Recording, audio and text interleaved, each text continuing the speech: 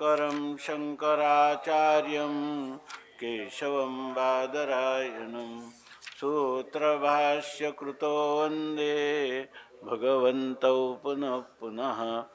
ईश्वरो गुरुरात्मेति अव्याप्तदेहाय मूर्तये नमः।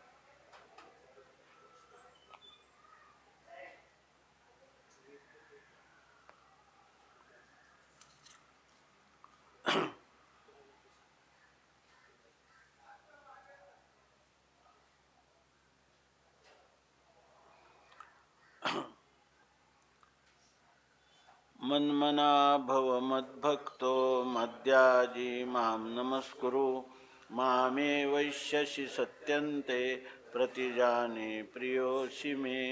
मन्मना भव मद्भक्तो मद्याजी मां नमस्कुरु मामे वैश्यसि सत्यन्ते प्रतिजाने प्रियोऽसि मे। भव मद्भक्तो मद्याजी मां नमस्कुरु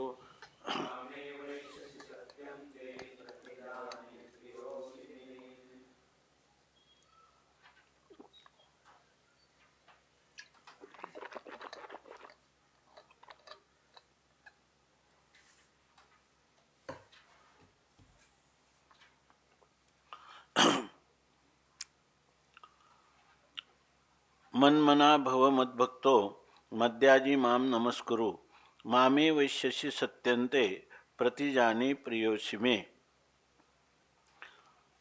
मन्मना भव मद्भक्ताः मद्याजी मां नमस्कुरु माम एव एष्यसि सत्यन्ते प्रतिजाने प्रियः असि मे।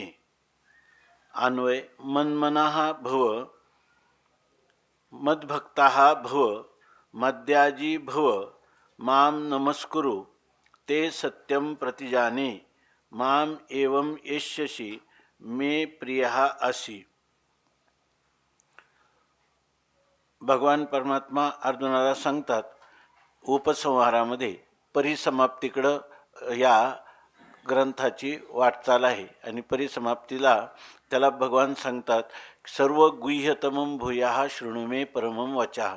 माझं जे वचन आहे ते परमम आहे, अत्यंत श्रेष्ठ आहे आणि शिवाय ते सर्व गुह्यतमम आहे, अत्यंत गोपनीय अशा स्वरूपात आहे आणि रहस्यात्मक आहे, गुह्य आहे, गुह्यतम आहे आणि ते मी तुला भूयः शृणु, मी हा विषय तुला सांगितलाच आहे पण तू पुन्हा ऐक।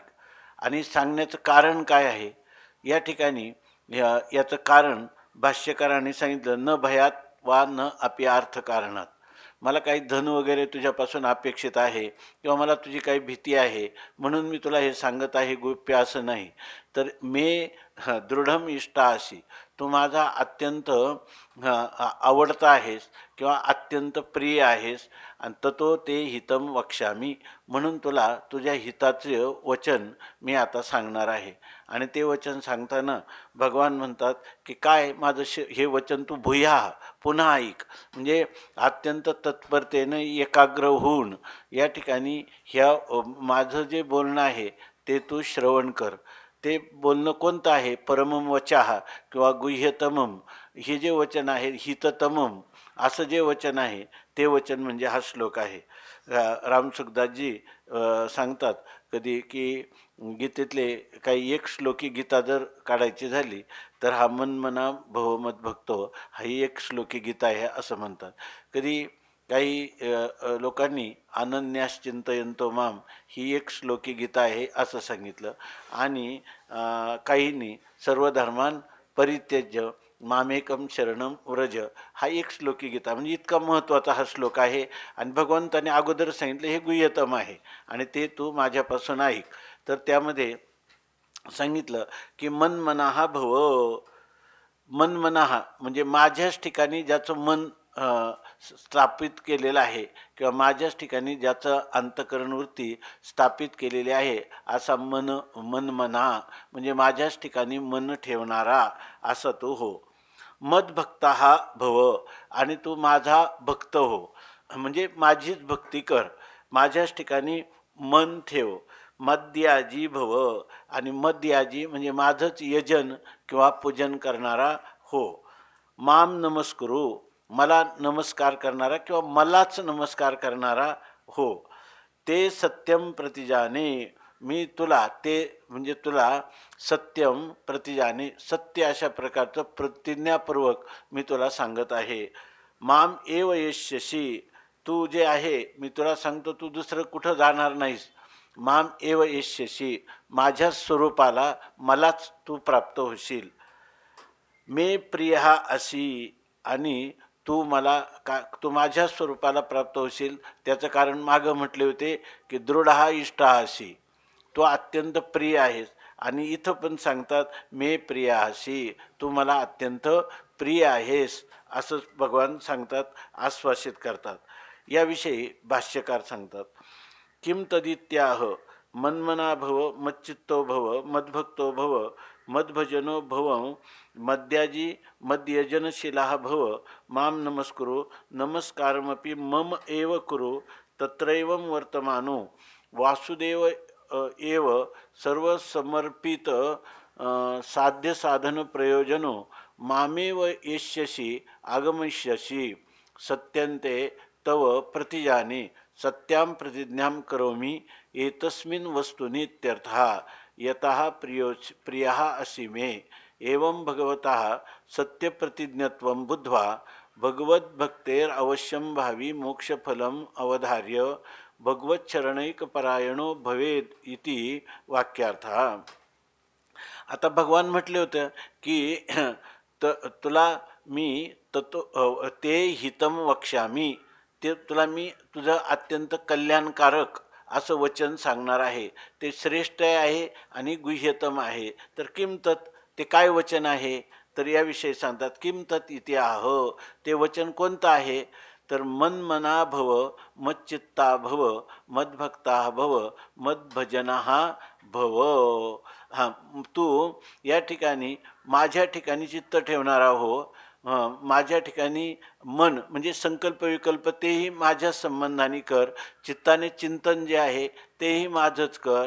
मद्भक्ता भव आणि भक्त किंवा सेवा करणारा देखील माझं भजत सेवायाम माझा मद्भजन हा भव माझं भजन करणारा हो भजत सेवायाम असं जरी घेतलं तरी चालेल. मद्याजी मद्यजनशिला हा भव आणि मद्याजी माझं यजन करणारा हो म्हणजेच मद्यजनशिला हा भव माझे आराधना करणं हे ज्याचा शील किंवा स्वभाव झालेला आहे अशा प्रकारचा तू हो. म्हणजे माझंच यजन कर किंवा तुझा स्वभावच होऊन जाऊ दे की स्वभावो भजनम हरे हे भगवंताचंच भजन करणं हे त्याचं स्वाभाविक झालेलं आहे, शील झालेलं आहे असा तू हो. माम नमस्कुरु नमस्कारम अपि मम एव कुरु तू नमस्कार देखील कोणाला कर मलाच कर. तत्र एवं वर्तमानः वासुदेवे एव सर्वसमर्पित साध्य साधन प्रयोजनः माम एव येष्यसि आगमिष्यसि. तत्र एवं वर्तमानः अशा प्रकारचा वर्तमान म्हणजे अशा प्रकारचा अनुष्ठान करणारा किंवा अशा प्रकारचं वागणारा अशा रीती एवं वर्तमान अशा ह्या व्यावहारिक भूमिकेमध्ये जो काही वर्तन करशील त्या वर्तनामध्ये कसं आहे तर वा वासुदेवे एव सर्व समर्पित साध्य साधन प्रयोजन तर तू सर्व काय केलेलं आहे सर्व साध्य आणि साधन साध्य आणि साधन हे सगळं कोणाला केलेले सर्व समर्पित साध्य साधन प्रयोजन सर्व साध्य साधन आणि प्रयोजन हे ज्यांनी पूर्णपणे कोणाला समर्पित केलेलं आहे मला समर्पित केलेला आहेस असा जर तू होशील म्हणजे साध्य आणि साध्य किंवा प्रयोजन हे मला समर्पित करणं म्हणजे परमात्म्याचाच आश्रय घेणं आणि परमात्म्यालाच विषय करणं म्हणजे साध्य पण परमात्माच आहे आणि साधन पण कोण आहे परमात्मा साध्य आणि साधन दोन नाही परमात्म्यासाठी परमात्म्याची भक्ती आणि आश्रय कोण परमात्मा आणि विषय कोण परमात्मा आधार तोच आणि आधेयही तोच आणि असा जर तो होशील की ज्याने साध्य साधन प्रयोजन संपूर्ण मला समर्पित केलेलं आहे म्हणजे परमात्म्या वाचून दुसरं काही जाणत नाही अशा प्रकारे मी माझं सर्व समर्पण परमात्म्याला झालं असा जर तू होशील तर माम एव यश्यशी आगमिष्यशी तू माझ्या स्वरूपाला येऊन प्राप्त होईल म्हणजे ज्याने आपल्या सर्व अंतकरणाच्या वृत्ती माझ्या ठिकाणी समर्पित केल्या आहेत इतकंच नाही तर तो त्याचं शील किंवा स्वभाव झालेला आहे असा पुरुष दुसरं कुठं जाईल माम एव आगमिष्यशी तू माझ्या स्वरूपाला येऊन मिळशील सत्यंते प्रतिज्ञाने आणि मी तुला ही सत्य प्रतिज्ञा करून सांगत आहे कारण भक्तासाठी देव काय करतो तर त्या अभंग आहे ना तुकोबारायांचा नाही म्हणजे भीष्मपण केला खरा धनुर्धरा रक्षिले साधावया भक्ती काज नाही लाज धरीत भीष्मपण केला खरा धनुर्धरा रक्षिले असा मी तुला सांगतो की सत्यंते प्रतिजाने माझी प्रतिज्ञा खोटी होणारी नाही तर मी सत्य प्रतिज्ञा करून सांगतो एतस्मिन वस्तुनी सत्याम प्रतिज्ञाम करोमी इत्यर्थ एतस्मिन वस्तुनी म्हणजे तुझ्या बाबतीत या वस्तूमध्ये म्हणजे ह्या तुझ्याविषयी मी तुला सत्य प्रतिज्ञा करून सांगतो की एतस्मिन वस्तुनी म्हणजे ह्या विषयामध्ये म्हणजे साधावया भक्ती काज नाही लाज धरीत सगळा काय अभंग येतो भीष्मपण केला खरा धनुर हा ते सगळा अभंग भीष्मपण केला खरा धनुर्धरा रक्षिले सगळा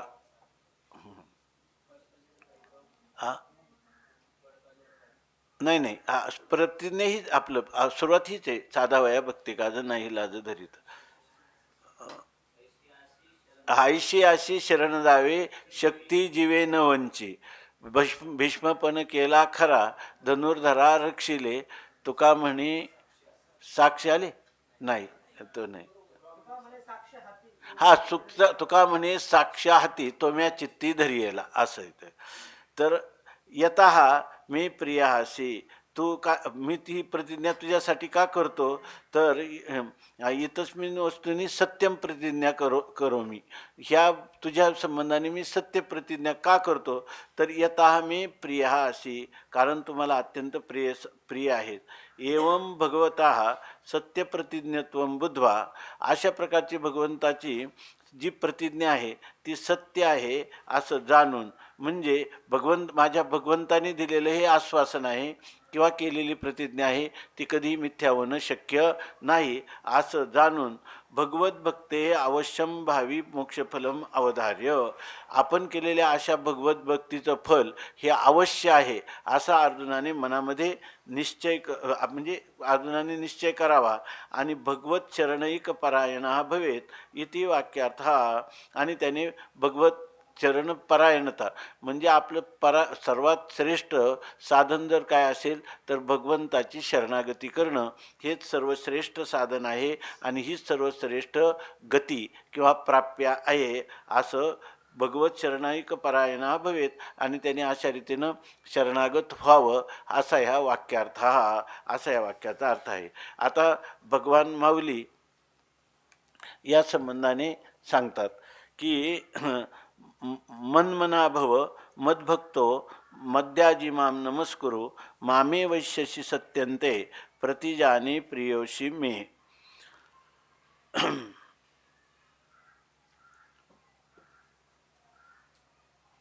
पाठीमागं भगवंतांनी सांगितलं होतं मागच्या ओळीमध्ये, म्हणून आघवीची गुढे जे पावनी अति उघडे ते गोप्य माझे चोखडे वाक्य ऐक. मी तुला जे सांगतो ते चोखडं वाक्य आहे, म्हणजे अत्यंत निर्मळ, निर्दुष्ट, निर्दोष असं वाक्य आहे, किंवा त्याच्यामध्ये कधीही ते अन्यथा होऊ शकत नाही असं माझं वाक्य आहे. आणि ते वाक्य असं आहे, ते वाक्य ऐकल्यानंतर ते गूढ एकदा ऐकलं की तुला जगामध्ये काहीच गूढ राहणार नाही. ते आहे ना, एकेन विज्ञानेन विज्ञातेन सर्व विज्ञातम भवती. जर एकाला जाणलं की सर्वच जाणलं जातं. तसं हे एकदा मी जे गुह्य सांगतो आणि त्यांनी त्यांनी कोणतं आवरण दूर होईल? आत्मस्वरूपावरचं आवरण दूर होईल, म्हणजे तुझा आत्मा अनावृत्त होईल. आणि आत्मा अनावृत्त झाला तर सगळं जगच त्याला काय आहे? अनावृत्त आहे. सगळीच गौप्य आत्मा हा गुह्यतम आहे. आणि त्या गुह्यतम आत्म्याचं तुला यथार्थ ज्ञान झालं की यावत विश्वातली सगळी ज्ञानं तुला झाल्यासारखी आहे. कारण काय त्यांनी सांगितलं की एक हे ना, हा ते झालं नाही. दुसरं आपल्या मराठीत एक म्हण आहे, नाही संस्कृतमध्ये, हस्तीपदे सर्व पदम निमग्नम.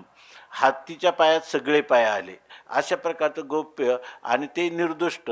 आणि असं जे माझं वचन आहे ते वाक्य ऐक. ते वाक्य काय आहे? तरी बाह्य आणि अंतरा आपुलिया सर्व व्यापारा मज व्यापका ते वीरा विशो करी. भगवान सांगतात, आता तू काय कर, तर पहिल्यांदा मनमना भवो मद्भक्तो भव याच्याविषयी सांगत असताना सांगतात, तरी बाह्य आणि अंतरा, बाह्य आणि आत असणाऱ्या आपुलिया सर्व व्यापारा, आपले सगळे व्यापार म्हणजे आपल्या सर्व क्रिया, कोणत्या बाह्य क्रिया आणि आभ्यंतर क्रिया, ह्या सर्वांचा विषय काय आहे? मज व्यापकाते विरा विशोकरी. व्यापक असणाऱ्या म्हणजे निरतिशय व्यापक असणाऱ्या अशा माझ्या स्वरूपाला विषय कर. म्हणजे त्या विषय करणं म्हणजे या ठिकाणी जाणणं. माझं जे सर्व व्यापक स्वरूप आहे ते तू जाण असं सांगतात. आणि तो विषय कर, जी तुझी ज्ञानेंद्रिय, कर्मेंद्रिय किंवा तुझं उभयेंद्रियात्मक असणारं अंतःकरण, त्या अंतःकरण चतुष्टय, मन, बुद्धी, चित्त, अहंकार, हे अंतःकरण चतुष्टय, किंवा तुझी असणारी 5 कर्मेंद्रिय, 5 ज्ञानेंद्रिय, ह्या सर्वांचा विषय कोण आहे? एक विषय तो सकाळांचा हरी, त्याच्या आवडीने आवडी इतरी, अशा प्रकारचा सगळा विषय मला कर असं सांगतात. याचंच वर्णन पाठीमागं सांगितलं माऊलींनी. काय तया अहम वाचा चित्तांग देवनिया शरण रिघ मोहोदधिका गांग रिघाले जैसे, असं त्याचं वर्णन सांगितलं. साधारणपणे आपण पाहतो की येणे मुखे तुझे वर्णी गुणनाम हेचे मज प्रेम, अशा प्रकारचा घेई घेई माझे वाचे, अशा प्रकारचं मनाचा संकल्प परमात्म्याविषयी, बुद्धीचा निश्चय परमात्म्याविषयी, अहंकार मी देव माझा आणि मी देवाचा, अशा प्रकारे सर्व जी देवाने दिलेली सामुग्री आहे ती सामुग्री मीच तुला दिलेली आहे, ती सगळी मलाच दे. त्याचा विनियोग माझ्यासाठी करणं, हेच काय आहे? त्या परमात्म्याला विषय करणं आहे. आघवा अंगी जैसा वायू मिळवणी आहे आकाशा, तू सर्व कर्मी तैसा मदतीची असं. यासाठी उदाहरण देतात. एक उदाहरण सांगतात, जैसा वायू आघवा अंगी आकाशा मिळवणी आहे. जैसा, ज्याप्रमाणे वायू आहे, तर त्या वायूला काय, वायूशी जैसे काय आकाशा वाचून बिढारची नाही. वायूला राहण्यासाठी जो स्थान कोण आहे? आकाशच आहे. म्हणजे वायू जो आहे तो वायू आकाश, आघवा आकाशी मिळवणी आहे. सर्व अंगाने वारा आकाशाला सोडून कुठं आहे का? आकाशाला सोडून जात नाही, सर्व अंगाने त्यांनी आकाशाशी तो एकरूप होऊन राहिलेला आहे किंवा आकाशाशी समर्पित झालेला आहे. आकाशाशिवाय त्याला दुसरं कुठं स्थान आहे का? नाही. तर तू सर्व कर्मी तैसा मदतीच्या असं तू सुद्धा तुझी जी जी काही कर्म करील, जे जे काही करीतो देवा आणि ते ते सेवा समर्पे. भेद नाही नारायणा सर्वात्मना तुझ मज. देव भेद नाही सर्वात्मना नारायणा तुझं मज. अशा प्रकारचं जे जे काही व्यापार करशी काय ते सगळे सगळे व्यापार माझ्या संबंधाने कर. आघवा अंगी जैसा वायू मिळवणी आहे आकाशा तू सर्व कर्मी तैसा मदतीच्या असं. तुझे जे बाह्य कर्म असोत किंवा आतमध्ये असणारे आभ्यंतर कर्म, चित्ताने चिंतन करणं, मनाने संकल्प करणं, कोणते जे आभ्यंतर कर्म असतील ती किंवा बाहेर अंतकरणवृत्ती इंद्रियांच्या द्वारा जाऊन विषयाच्या आकाराचे होते, त्या सगळ्या ठिकाणी काही ते श्लोक आहे ना भागवतामध्ये, श्लोक आहे ना तो, यद्यत कर्म करोमी तत्तदखिलम नाही, कायेन वाचा मनसेंद्रियैर्वा बुद्ध्यात्मना वा अनुसृत स्वभावात करोमी यद्यत सकलम परस्मै नारायणायेती समर्पयामी किंवा समर्पयेत तत्. किंबहुना आपुले मन करी माझे एकायतन माझेनी श्रवणे कान भरून घाली. किंबहुना बहुना किम, तुला फार काय सांगू. हां, हे आता भगवान एकदम गुह्यातलं गुह्य आपल्यासाठी सांगत आहेत आणि केवळ अर्जुनालाच म्हणतात मन लावून ऐक, एकाग्र करून नाही, तर त्या अर्जुनाचे निव्याजे आपल्याला सगळे सांगतात. आणि आता ग्रंथ परिसमाप्तीकडे चालला जाता जाता भगवंत आपल्याला भूया प्रवक्ष्यामी, मी तुला पुन्हा सांगणार आहे. म्हणजे पुन्हा पुन्हा संत जे उत्तिष्ठत जागृत प्राप्य वरांनी बोधत, जसं वेदवचन आहे तसंच या ठिकाणी ज्ञानोबाराय बोलत आहेत. किंबहुना बहुना किम, फार काय सांगू. थोडक्यात सांगायचं तर आपुले मन माझे एकायतन करी. आपुले म्हणजे तुझं स्वतःचं जे मन आहे ते काय माझं एकायतन म्हणजे माझं राहण्याचं आयतन म्हणजे ठिकाण कर. म्हणजे कायम तू कुठं तुझ्या मनात मला धारण कर, माझं राहण्याचं घर. म्हणजे याच्यात आणखीन भगवंताचा एक त्याला काय म्हणतो आपण व्यंजन आहे की असं तुझं अंतकरण इतकं माझ्या ठिकाणी स्थापन कर की मला तुझी अंतकरण वृत्ती मला सोडून दुसरी कुठं जाता कामा नये. इतकंच नाही तर मला त्या तुझ्या असणाऱ्या अनुरागात्मिका भक्तीचा माझ्या अंतकरणावर एवढा प्रभाव होईल की मी तुला सोडून राहू शकणार नाही. म्हणजे माझं राहण्याचं ठिकाण झालं. म्हणजे मलाच दुसरीकडं नाही. मी कुठं राहतो तर काय पावे धावून या घरा. हा तेच दया क्षमा शांती तेथे देवाची वसती. पावे धावोनिया घरा राहे धरोनिया थारा. अशा प्रकारची स्थिती व्हावी म्हणून त्यालाच म्हणायचं की माझं एकायतन माझं राहण्याचं ठिकाण कर. मला राहण्याला कुठं, माझे भक्त गाती जेथे नारदामी उभा तेथे.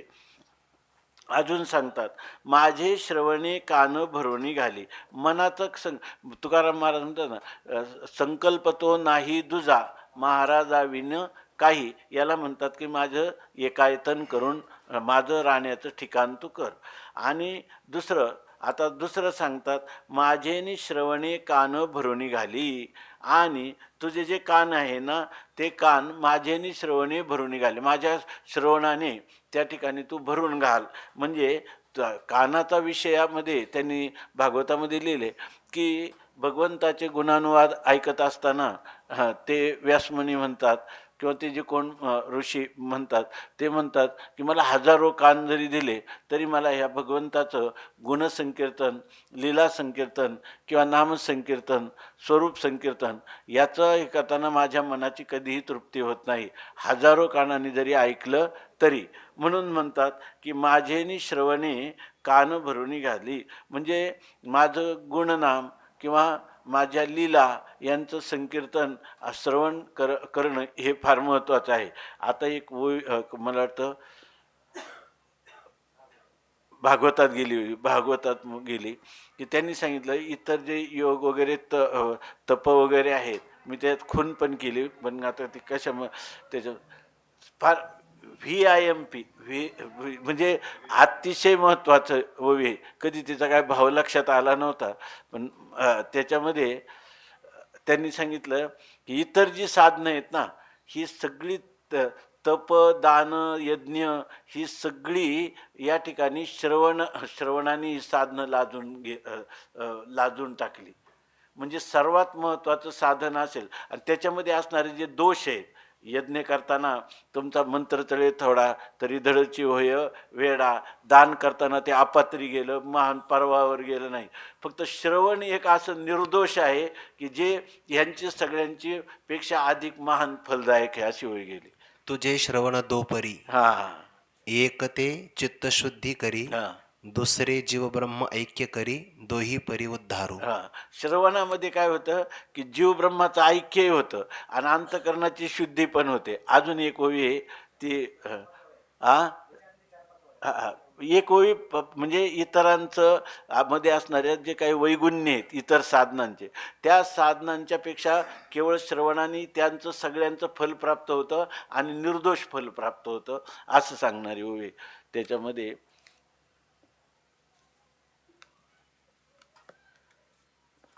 कोणतं होतं आता अध्याय?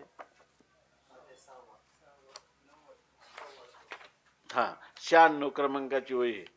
तप करिता ऋष्य शृंगाशी, तो वश झाला वेश्यांशी, श्रद्धा श्रवणाची आईशी, शुद्धी अनिकाशी पै नाही. श्रद्धापूर्वक केलेल्या श्रवणाशिवाय एवढी अंतकरणाची शुद्धी कर्मयोगातल्या इतर कोणत्याही साधनानुष्ठानाने होत नाही, असं श्रवणाचं आहे. म्हणून इथं पहिलं मन सांगितलं आणि नंतर श्रवणेंद्रिय. माझेनी श्रवणे कान भरून निघाली. अजून आता तिसरं साधन सांगतात.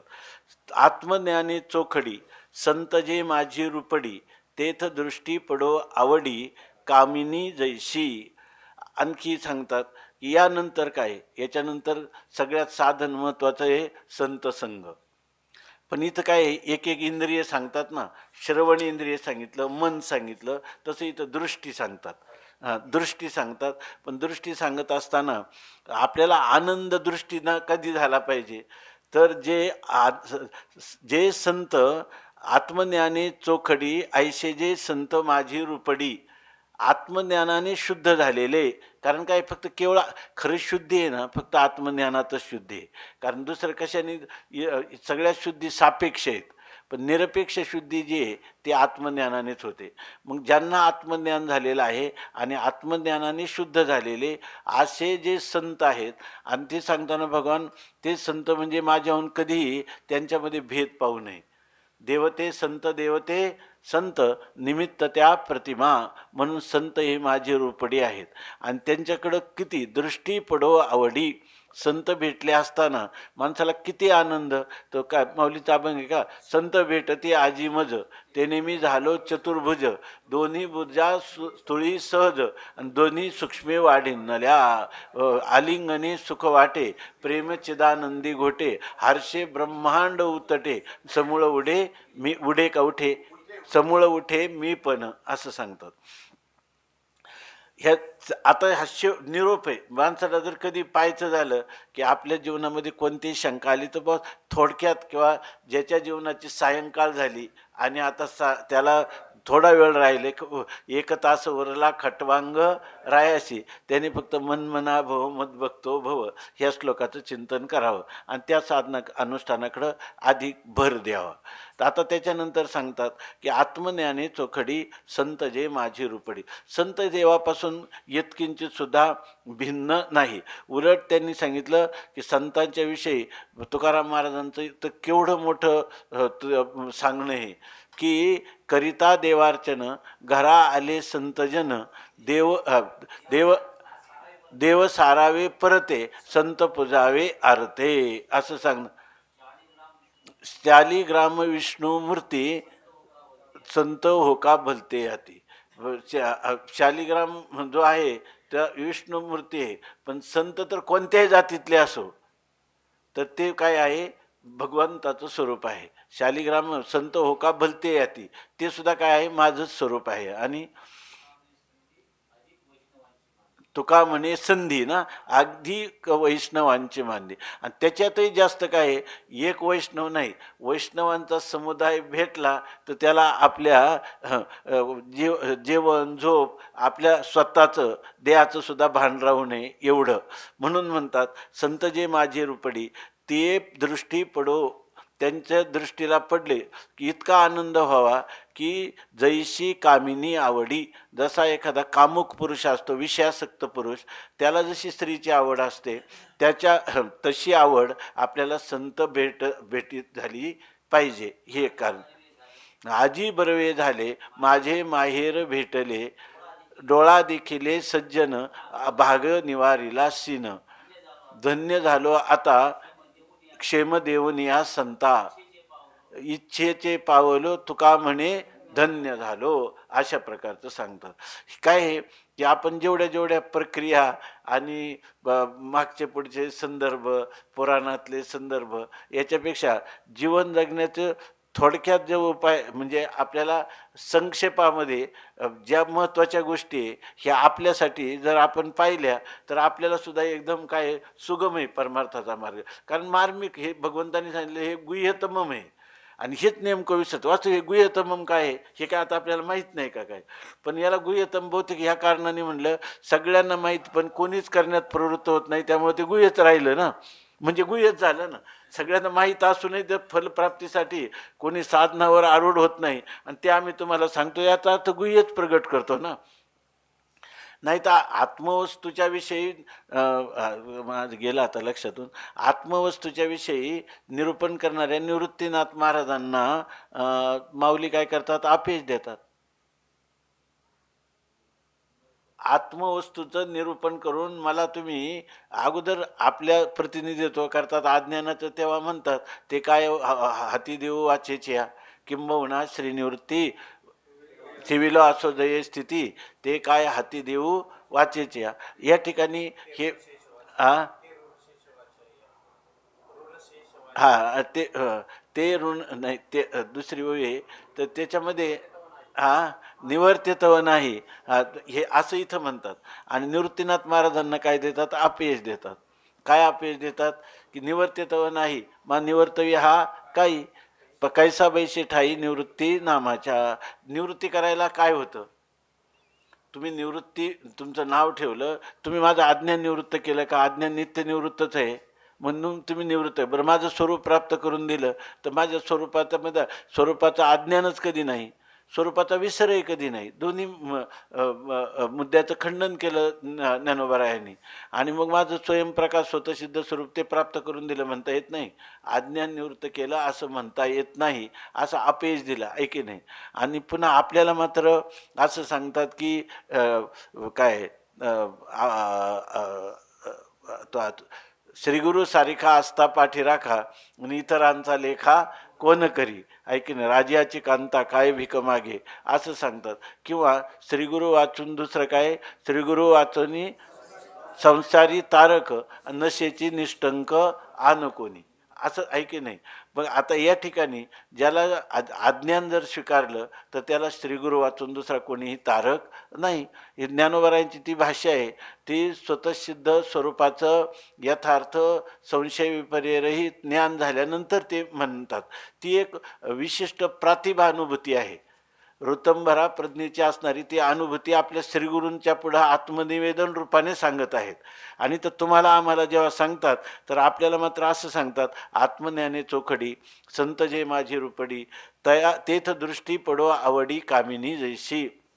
एखादा विषयासक्त पुरुष जसा त्या स्त्रीविषयी आसक्त आहे तसं ह्या संतांच्या पाहिल्याबरोबर आपल्या दृष्टीला आनंद झाला पाहिजे. याच्यासाठी आजीचे या लाभे ब्रह्मांड ठेंगले, सुखी झाले मन कल्पवेना. आर्तभूत माझा जीव जयासाठी, हां त्यांच्या झाले भेटी पायास हवे.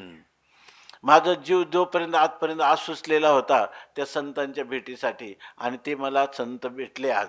म्हणून आपल्या जीवनामधलं सर्वात आनंदाचा क्षण कोणता असावा तर संतांची भेट किंवा संतांच्या मांदियाळीमध्ये राहायला मिळणं हे अधिक चांगलं आहे. स्वामी महाराज तर सांगायचे संतांच्या मेळाव्यातच माणसाने राहावं. कोणी सिद्ध साधक सगळ्यांनी मेळाव्यातच राहावं. त्याच्यामध्ये आपला वेळ कधी जातो, गळ्यात गळ्या घालून काय फारसा फायदा होत नाही, वेळ पण जातो, गप्पा गोष्टीत कधी वेळ जातो. पण किमान मनुष्याचं अधपतनापासून संत संगतीत निश्चित संरक्षण होतं असं. आणि दुसरं एक काहीतरी सांगायचं होतं की आलं लक्षात तर सांगतो. तेथ दृष्टी आत्मज्ञाने चोखडी संतजे माझी रुपडी, तेथ दृष्टी पडो आवडी कामिनी जैशी. हे सर्वात काय आहे, हे गुह्य आहे आणि गुह्यतम आहे. गुह्यतम आहे म्हणजे आत्मस्वरूपाचं ज्याला ज्ञान करून घ्यायचं त्या पुरुषाच्या अंतःकरणाची ही अशा प्रकारची अवस्था असली पाहिजे की या ठिकाणी का ऐशे कैश्याने भेटती ते साधू, ज्यांच्या दर्शने तुटे भव बंधू. हा, जे का सच्चिदानंदी नित्यानंदू रे, जे का मोक्ष सिद्धी तीर्थ वंदू जे का मोक्षतीर्थी मोक्ष सिद्धी मोक्ष सिद्धी तीर्थ वंदू रे, असे जे संत आहेत या संतांची मला कधी भेट होईल.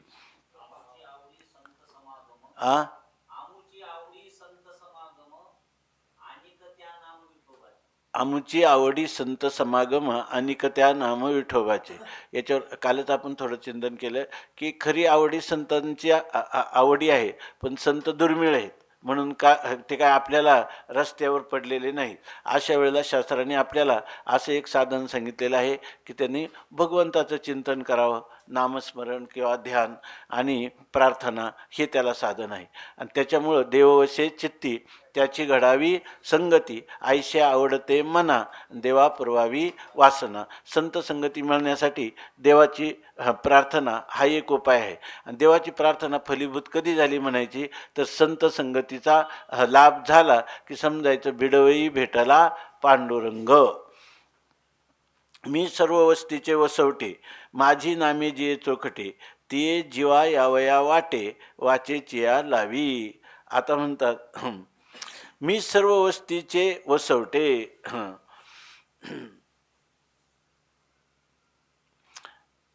वास्तविक परमात्मा जो आहे तो परमात्मा कुठं राहतो, आपण म्हणतो भक्ताच्या हृदयात राहतो. आणि भक्ताच्या हृदयात भक्तांनी प्रयत्न करावा आणि आपल्या हृदयात त्याची धारणा करावी असं आपण म्हणतो. पण तो जो भगवंत स्वतः सांगतो का मी फक्त एवढाच आहे भक्ताच्या हृदयात, जसं आपण म्हणतो ना काय माझे भक्त गाती जेथे नारदा मी उभा तेथे असं सांगतात. तर याचा अर्थ विशेष अभिव्यक्तीचं ठिकाण आहे, परंतु सामान्य रूपाने मी मात्र सर्वत्र व्यापक आहे, पण विशेष रूपाने भक्ताच्या हृदयात प्रगट आहे. आणि ते सामान्य रूपाचं पण ज्ञान झालं पाहिजे आणि विशेष रूपाचं पण ज्ञान झालं पाहिजे. कारण सामान्य रूपाचं जे ज्ञान आहे त्या चांगलं बघा, सामान्य रूपाच्या ज्ञान झालं की जीव हा त्या सर्वसामान्य सत्सामान्यामध्येच समरस होऊन जातो. म्हणून त्याच्याशी समरस होण्यासाठी सामान्य रूपाचं ज्ञान पाहिजे की नाही. आणि अज्ञानाचे निवर्तक जे ज्ञान आहे ते विशेष ज्ञान आहे, अहम ब्रह्मास्मी, बरोबर ना. तर त्यासाठी विशेषही ज्ञान पाहिजे. मग परमार्थिक माणसाला सामान्य ज्ञान पाहिजे का विशेष ज्ञान पाहिजे.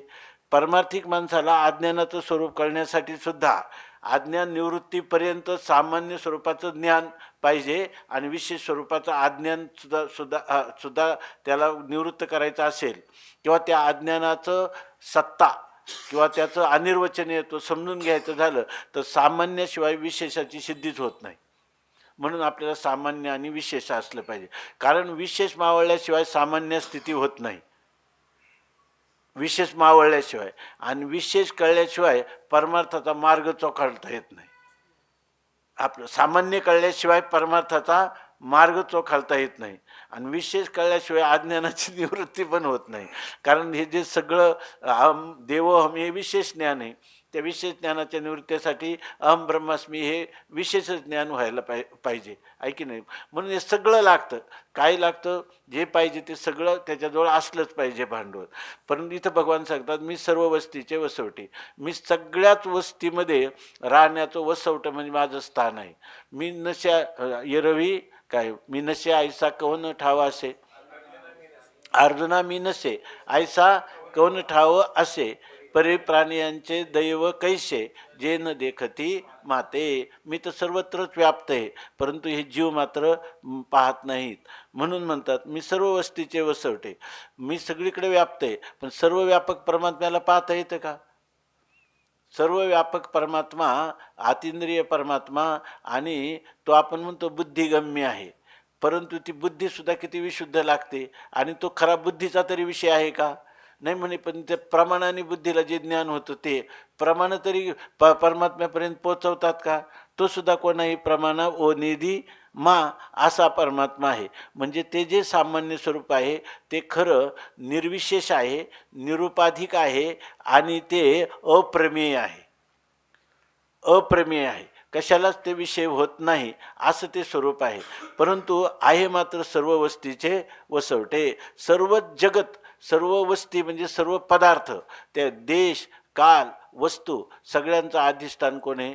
तो परमात्मा आहे. म्हणून सर्व वस्तीचे वसवटे. संपूर्ण जगदाधार, संपूर्ण जगताचा अधिष्ठानी आधार कोण आहे?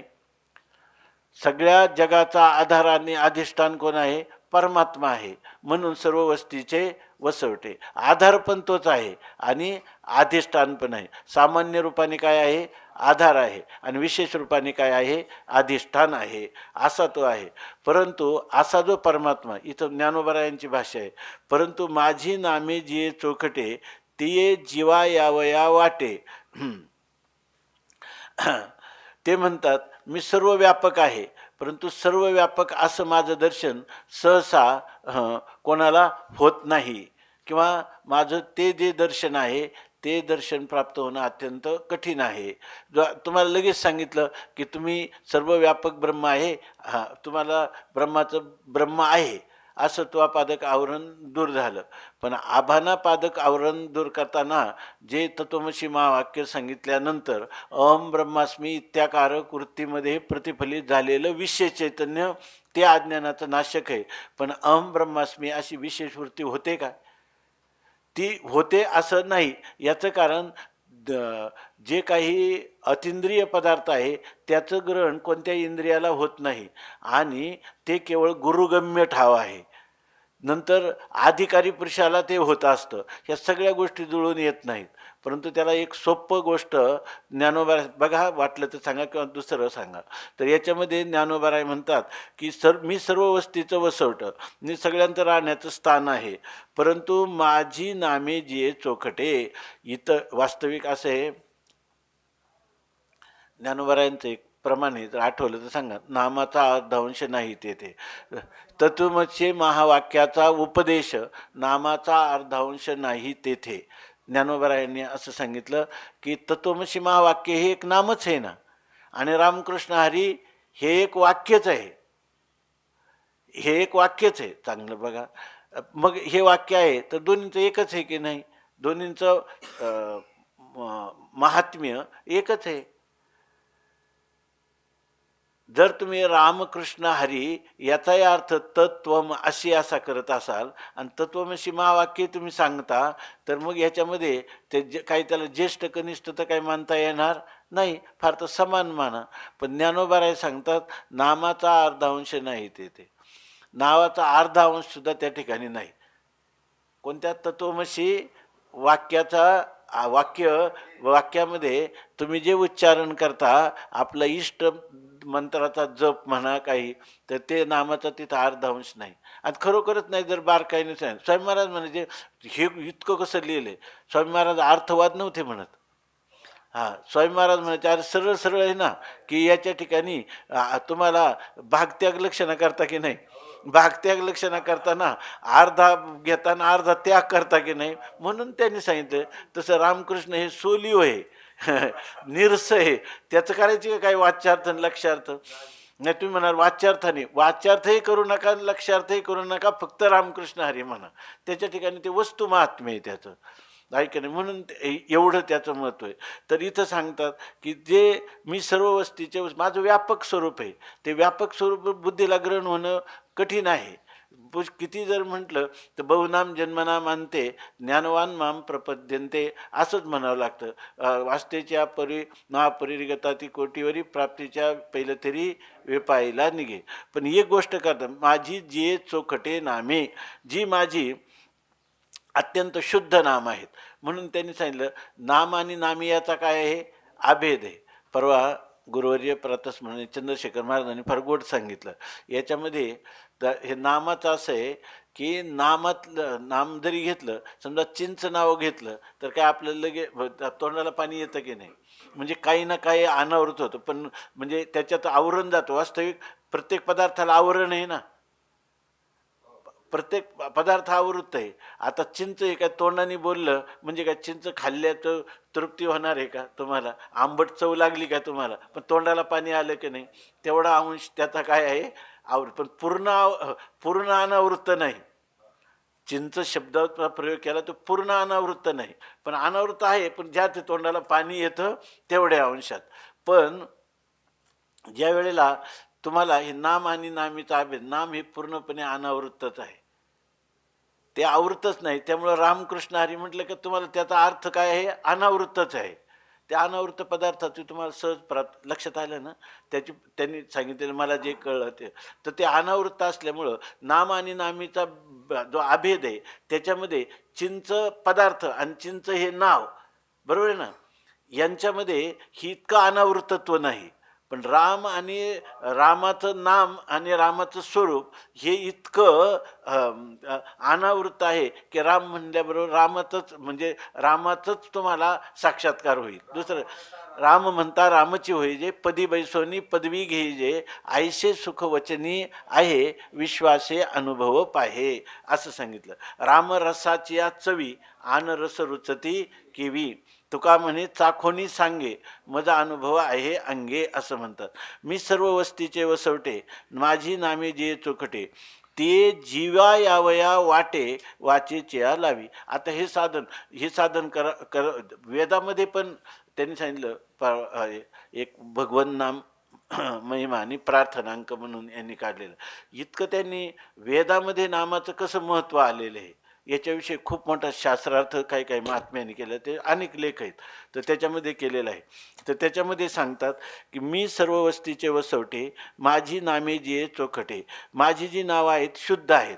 शुद्ध आहेत म्हणजे काय, तिथं वाच्यार्थ लक्षार्थ अधिकार काहीही नाही.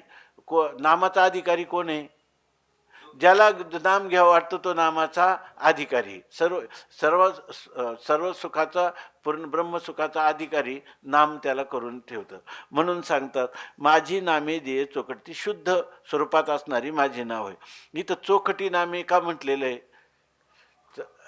काही जे मंत्र आहेत ना, ते मंत्र हे शाबरी वगैरे मंत्र किंवा रजोगुणी तमोगुणी लोकांनी इच्छापूर्तीसाठी, शत्रुनाशनासाठी किंवा फार अगदी अथर्ववेदातलेही असेल जारण मारण उच्चाटन सांगणारे, तर हे मंत्र जे हे रजोगुण तमोगुणात्मक आहे. तर त्यांचा जो उपयोग आहे तो उपयोग आध्यात्मिक उपयोग त्यांचा नाही, ते व्यावहारिक स्तरावरचं आहे. आणि ते सुद्धा त्याचं तर असं आहे की तुकाराम महाराजांनी सांगितलं की जे पशूंना तुम्ही मारता, हनन करता याच्यामध्ये, तर तेच काय करतात तुम्हाला मरणानंतर तुम्हाला शिक्षा करण्यासाठी येतात. कोणता अभंग येतो,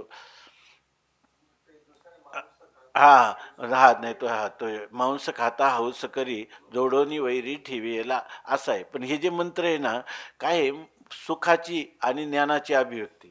चांगलं बघा, काय वाटलं तर बघ, सुखाची आणि ज्ञानाची अभिव्यक्ती होण्यासाठी जे अंतकरण आहे ना, ते सत्वगुण प्रधान अंतकरणातच होते. तेव्हा दुसऱ्या लोकांनी दुसरे मंत्र जर केले, शाकिनी डाकिनी काही, तर त्या मंत्रांमध्ये या ठिकाणी ते रजोगुण किंवा तमोगुणाला अनुसरणारे असतात. त्याच्यामध्ये आहार विहार जो असतो तोही वेगळा असतो. म्हणून जाणून या कांदे भक्षिती वगैरे तुकाराम महाराजांचा अभंग आहे. याच्यामध्ये मांस भक्षण करतात, शाकिनी डाकिनी, त्यात हां ते आहे. त्यांचा जो आहार विहार असतो तर ते पची पडे मद्यपान, असं त्याचं भांग भुरका हे साधन. अशी लोक साधन त्या जप करत नाहीत काय, मंत्रोच्चारण करत नाहीत का? पण ते सगळे मंत्र काय असतात? मंत्राचंही फल राजसी तामसी असंच असतं, मंत्राचं स्वरूपही तेच असतं, अनुष्ठानकर्तेही तेच असतात, मग फल काय वेगळं मिळणार आहे त्यांना? अशाच प्रकारचं. म्हणून ही नामं चोखटी आहे. इथं ही इतकी शुद्ध आहेत की याचं पर्यवसान रजोगुण तमोगुण झडून जातील, सत्वगुणाचा उत्कर्ष होईल, शुद्ध सत्वगुणात त्याचं रूपांतर होईल आणि तुम्हाला गुणातीत होता येईल. अशा प्रकारचे म्हणून ही चोखटी नामं आहेत आणि ती वाचेमध्ये यावे. तर ती जीवा यावया, ती आपल्या जीवा यावया म्हणजे आपल्या जीवामध्ये अंतकरण, आपल्या अंतकरणामध्ये ती नामं येण्यासाठी पहिल्यांदा ती काय करायची? वाचेच्या वाटेला लावायची आणि मग ती जीवाकडे जातील. याच्यातमध्ये कोणी शिरीष कवडे म्हणून त्यांनी काही नामावरचं बरंचसं लिहिलेलं आहे आणि ते दत्त परंपरेतले आहेत. तर त्यांनी काही गोष्टी खूप चांगल्या लिहिल्या आहेत. तर त्याच्यामध्ये त्यांनी लिहिलं की हे जे नाम आहे हे वैखरी वाणीनं घेतो ना आपण, आणि ते खाली जीवाकडं जायचं म्हणजे काय? ह्या ज्या चारी वाणी आहेत, परा, पश्यंती, मध्यमा आणि वैखरी. तर वैखरी वाणीनं नाम घेतलं तर त्याचा जो प्रवास आहे, लोक म्हणतात की सगळ्यात जप करायचा झाला तर मानस जप श्रेष्ठ आहे. नंतर त्याच्यात उपांशू आणि एक दुसरा कोणता आहे? वैखरी वाणीनं केलेला जप, हा जप आहे. तर वैखरी वाणीने केल्यापेक्षा मग आपले फक्त त्याच्यात मोठ्याने दुसऱ्याला ऐकू जातं. उपांशीमध्ये आपले ओठ हालतात, दुसऱ्याला काहीतरी कळतं, हे कळतं पण कळत नाही म्हणजे पूर्ण काय चाललंय. आणि एक जे तर आपली जीभ हालत नाही, हृदयातल्या हृदयात एक तपस्यानंद म्हणून महात्मा आहे. तर त्यांनी एक नामावर प्रबंध लिहिला आहे, म्हणजे निबंध लिहिलेला आहे. त्याच्यातही त्यांनी खूप वेदांताच्या जवळ नाम कसं आहे आणि तेवढं लोकांना आकलन होत नाही, म्हणून त्यांना वैखरी वाणीनं सांगावं लागतं. वास्तविक नामाचा प्रवास आहे, हा प्रवास कुठे आहे? पश्यंतीपर्यंत. आणि आपले तर संत तर एवढं सांगतात, परे उनी पर, वैखरी उनी दुरी, आणि दुरी उनी दुरी ब्रह्म आहे, असं जसं सांगतात. तसं ब्रह्माचं जर अभेद स्वरूप, ब्रह्म आणि ब्रह्मनाम यांचा जर अभेद असेल तर ब्रह्मज्ञान सुद्धा काय आहे? वैखरीच्या पलीकडचं आहे. म्हणून आपलं परेच्या पलीकडे आहे. कारण नामदेवराय म्हणतात, परेहुनी परते घर आणि तेथे राहू निरंतर. आता परेहून परतं घर कोणतं आहे त्यांचं? नाम हेच परतं घर आहे. ऐक, सर्व सत्ता आली हाता, नाम याचा खेचर दाता. तर परेहून परत, तर त्यांनी एक विज्ञानाधिष्ठित असं चिंतन सांगितलं की वैखरी वाणी जी आहे ती हळूहळू तुमची मध्यमेमध्ये जाते, ते पश्यंतीकडं जातं, ते नाम परेकडं जातं आणि नंतर तुम्हाला ज्ञान देऊन ते परेच्याही परावाणीच्याही आतीत करतं. असा एक नामाचा प्रवास आहे. दुसरा नामाचा प्रवास आहे संतांचा. ते परे परत असून ते परावाणीनं जीवनमुक्तीचं विलक्षण सुख भोगतात आणि जगत कल्याणासाठी वैखरी वाणीनं ते नाम वैखरी मुखे गरजो. संती हे पहिलं लाविले निशान आणि ते नाम वैखरी मुखे गरजो. वैखरी मानीनं सामुदायिक भजनाचा जो आनंद आहे, तो आनंद इतका संतांनी करून ठेवला, त्याला असं ज्येष्ठ कनिष्ठ भाव ठेवला नाही. उलट असं सांगितलं की समाधीचे सुख सांडा ओवाळणी, ऐसा या कीर्तनी ब्रह्मरस. ह्या ब्रह्मरस करू भोजन पंगती म्हणजे कोणतं आहे? भगवंताच्या नामाचा उद्घोष. ऐके नाही काय ज्ञानेश्वरी तू होय, कृष्ण विष्णू हरी गोविंद या नामाचे निखिळ प्रबंध, माझी आत्मचर्चा विशद उदंड गाती, असं सांगितलं. आणि तैसे माझ्या गुणी झाले, देश काळा ते विसरले, कीर्तने सुखी झाले आपण पाची. अशा प्रकारचं सांगा.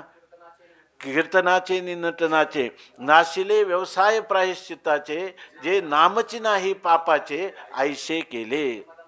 यमदमा अवकळा आणली, तीर्थे ठायावरून उठविली, यमलोकीची खुंटली राहाटी अवघी. यमू म्हणे कवनाते, यमू म्हणे काय यमावे, दमू म्हणे कवनाशी दमावे, येथे म्हणती काय खावे, दोष ओखदाशी नाही. ऐसे माझेनी नाम घोषे, नाहीची करीती विश्वाची दुःखे, अवघे जगची महासुखे, दुमदुमीत भरले, अशा प्रकारचं संतांचं हे. म्हणून इथं म्हणतात की मी सर्व वस्तीचे वसवटे, माझी नामे जिये चोखटे, ते जीवा यावया. ते आपल्या अंतकरणापर्यंत पोचायचे असेल तर वाचेची वाटे लावी, वाणीच्या मार्गाने त्याला, म्हणजे वाणीच्या मार्गाने म्हणजे तुम्ही वैखरी वाणी, मध्यमा वाणी, पश्यंता वाणी किंवा परावाणी, ह्या मार्गाने तुम्ही त्याला न्या. त्यांनी तर असं सांगितलं की हे जे षटचक्र आहे योगाचे, हे सुद्धा सगळं षटचक्राचं भेदन जे सांगितलेले योगाची सगळी फळं नामापासून मिळतात. ह्या ज्या वाणींची स्थाने बघा, का आपण मध्ये आनंद लहरी म्हणून इथे एक प्रकाशन केलं, ते येत असतात कधी ते, पण ते म्हणतात की मला 2-3 दिवस द्या, मी हे सगळा विषय सांगतो, पण ते अजून काही योग आला नाही, आता आले की आपण सांगू त्यांना. तर हे जे मूलाधार, स्वाधिष्ठान, मणिपूर, अनाहात, विशुद्ध, आज्ञा आणि सहस्रार चक्र आहे ना, यांचा वाणीशी पण संबंध आहे. यांचा वाणीशी संबंध म्हणजे नाम त्या चक्रातून जाते, ज्या त्या वाणीची स्थानं ती आहे, आणि हे वाणी हेच त्या नामाचं काय आहे, स्वरूप आहे. बरं, वाणीच्याच द्वारा, मग कोणती का असे ना वाणीशी संबंधित आहे ना. तर षटचक्र भेदनाने जे काही योगी पुरुषाला फलं मिळतात, ही सगळी फलं नामाने पण मिळतात, असं त्यांनी सांगितलेलं आहे. त्या आनंद लहरीमध्ये पण काय आहे, आता म्हणतात हे करायचं कसं, तर हाताचे करणे का पायाचे चालणे, ते होय मज कारणे तैसे करी. हाताने जे जे काय करतो का पायाने जे जे चालतो, ते सगळं काय ते मज कारणे होय, ते माझ्यासाठी होतं. म्हणजे काय, हात सामान्य माणसाचंही हात काहीतरी करतच असतात, पाय काय करतच असतात, म्हणून त्याला काय परमात्मा प्राप्ती होते का त्या क्रियेने. त्याच्या क्रिया कशा आहेत, एक तर अनर्थक आहेत किंवा निरर्थक आहेत. आणि जो म्हणतो की जे जे काही करीतो देवा ते ते सेवा समर्पे, भेद नाही नारायण, भेद नाही सर्वात्मना नारायणा तुझं मज, या भावनेने यत करोशी यदस्नाशी यज्जो होशी ददाशी यत तपस्यशी कौंतेय तत्कुरुष्व मदर्पणम. अशा प्रकारचं आपण जर हे सगळं त्यांना समर्पण केलं, तर त्या आपण केलेलं परमात्म्याला समर्पण केलं, त्याच क्रिया, ज्या क्रिया आहे, आपण खातो पण हे भगवंताला मी भोग देत आहे असं एवढी जर भावना झाली तर ती फलीभूत होते. आणि मी माझ्या आवडीचा पदार्थ आवडीनं खातो म्हटलं तर त्याला कोणतं फल मिळेल, कोणतंही फल मिळणार नाही. एक तर निरर्थक होईल किंवा काय होईल, संस्कार तर होतील, परंतु तो जर निषिद्ध पदार्थ सेवन करील तर त्याला उलट आणखीन काय होईल, प्रत्यवाय लागेल, ऐक दोष होतील. म्हणून आपण जे करतो ते सगळं परमात्म्याची सेवा आहे. सेवेसाठी केलं तर तेच कर्म काय म्हणतात, यत करोशी मदर्पण, काय यत करोशी यदस्नाशी यज्जो होशी ददाशी यत तपस्यशी कौंते तत्कुरुष्व मदर्पणम. ते सगळं मला तू समर्पण कर, तोच भागी तसं. हां हां काय तुकाराम महाराज आपल्या हातापाय नव्हतं, सदा हातपाये हेची कामं करा, मग चला पाय हात हेची काम करा, मग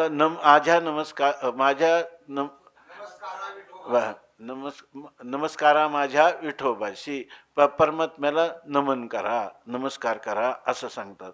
आणि तीच गोष्ट इथे सांगतात, हाताचे करणे का पायाचे चालणे, ते होय मज कारणे तैसे करी. तुझं हाताचं काही हाताची कोणतीही कृती असू द्या किंवा पायाचं चालणं असू द्या, पण ते कुठं पायी मंदिराकडे जातात आणि हात भगवंताच्या पूजेमध्ये येतात किंवा सत्कार्यामध्ये प्रवृत्त होतात.